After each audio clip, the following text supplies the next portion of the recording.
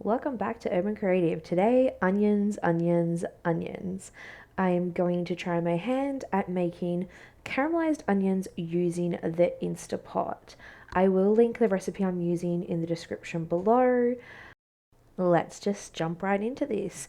I decided to use 3 pounds of mixed onions. As you can see, I've got some red ones and some brown ones. The recipe I'm using does call for yellow, but I prefer the brown onions, so that's what I'm using. It's also what I had. You can see I've got my fantastic little Ziploc bag stand. I love these things. I'll also link that down in the description box for you guys. They make it so easy for packaging up stuff for the freezer.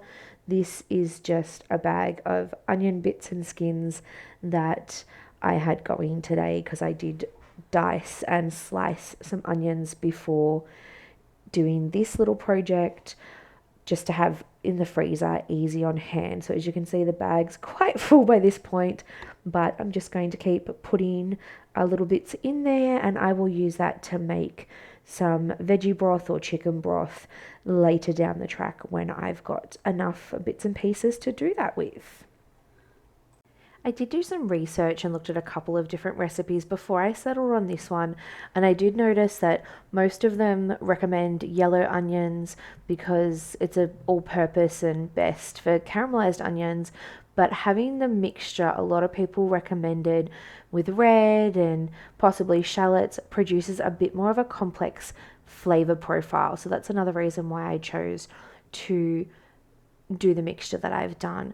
I also read a bit about adding baking soda, and this recipe does call for baking soda as it helps with the caramelizing process in the Instapot, or just creating the caramelized onion. So I found that quite interesting, and that was another reason why I chose this specific recipe to have a go of. I have obviously sped this up a little bit because chopping onions can take a while, even if it is just the few that I had. So we've just sped it up so that you can see the whole process and not have to watch me cutting onions for, I think it was like half an hour. I'm a little bit apprehensive when it comes to cutting. I'm trying to get my technique down, so I am trying to practice that a bit. So it takes me a little while to slice and dice some things at the moment. I've set my Instapot to saute, let it heat up, and in I've dropped butter, and I'm just mixing that around, letting that melt to create a base for the caramelized onions.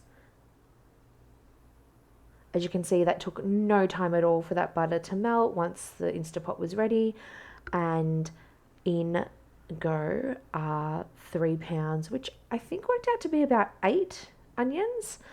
In they go, and we're just going to mix them around for about 5 minutes until they're all coated in the butter and starting to sort of wilt down a bit. I was very much babysitting this when I was doing it because I really didn't want it to burn. I wanted to make sure it worked out, so I was constantly there stirring, checking on it just to make sure nothing was sticking and I didn't have it up too high. Next, I'm going to go and grab the baking soda, and we're going to add the salt and the baking soda and continue to keep mixing this. Pepper as well, obviously, and just keep letting it saute and start the caramelizing and cooking process.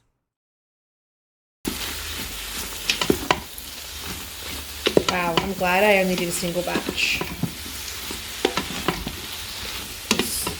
It will cook down, I'm assuming, but that's a lot of onions in there. As you can see at this point, these onions really have cooked down quite a bit already. They're starting to very slightly take on that caramelly brown color that we want to see. However, we'll have to move on to the next step, which is pressure cooking them in a little bit. I'm just continuously moving these around to make sure that they've got that starting to happen caramelizing process. At this point, these started to look phenomenal. My kitchen smelled amazing. I love the smell of onions or garlic, so I was really enjoying the aromatics coming out from this as I was watching it, stirring it, and getting it ready for the next step. Now that it's all cooked down for a bit, it's been only about 5 minutes that I've been doing this. It's time for me to turn off the saute function and set it to pressure cook. So once I've done that, I am going to put the lid on, lock it into place, make sure it's on seal, and set it to pressure cook for 20 minutes on high, and then we will come back and see what it looks like after that. Here we are. This is after 20 minutes of pressure cooking on a high. As you can see, there is lovely caramel color on these onions. It looks and smells fantastic. Now there's just one more step in the recipe from here, and it is actually to switch back to the saute function and saute them again for another 5-10 minutes, just until some of that liquid reabsorbs and evaporates. Sorry, not reabsorbs, evaporates, and just sort of adds to the flavor of the caramelized onions. And there you have it. First attempt at caramelized onions in the Instapot. First attempt at caramelized onions for me in general. I am in love with this. They were delicious. We use them on heaps of stuff. There will be links in the description. And make sure you like and subscribe to keep up to date with content. Thanks for watching. We'll see you next time. Bye.